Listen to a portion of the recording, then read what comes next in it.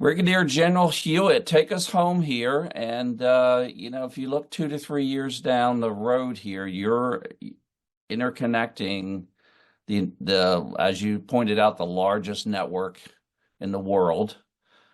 You're interacting with all these different cyber commands inside of DoD. You're doing a ton of work apparently across the globe, which is outstanding, working with these various partners, et cetera. Give us a top line, 2 to 3 years from now. What would you be focusing your attention on, assuming you're in that role? Maybe you're promoted to the director. Who knows? I hope not. I hope I'm not here 2 to 3 years from now.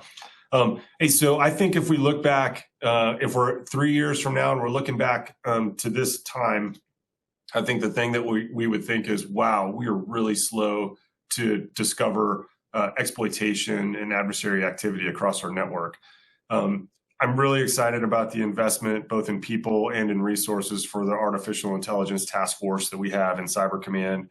The AI task force is harnessing a whole bunch of pilot activities that are happening across all of DoD in the cybersecurity arena, and then figuring out which ones are best of breeds and where are we going to invest.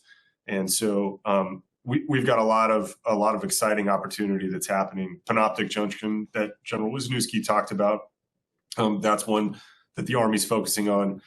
But really why this is important, and I'll give you a real world example of it, is when you're talking about living off the land techniques. And so take one of the Typhoon actors, salt, full, flax, you pick a Typhoon.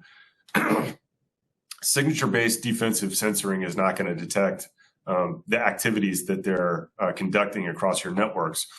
They're using, they look like an ordinary user, an ordinary system administrator, and they're pivoting, inside your network, exploiting data, and you need a better way to find them. And that's where artificial intelligence, I think, 2 to 3 years from now is going to help us. And so, how do I detect, Jim Hewitt, who is an authorized user on a network, doing something that's outside of his behavioral pattern, analyzing millions of log entries? A human can't really do that, and it's going to take forever to find it. I need artificial intelligence to tell me, to cue me on that.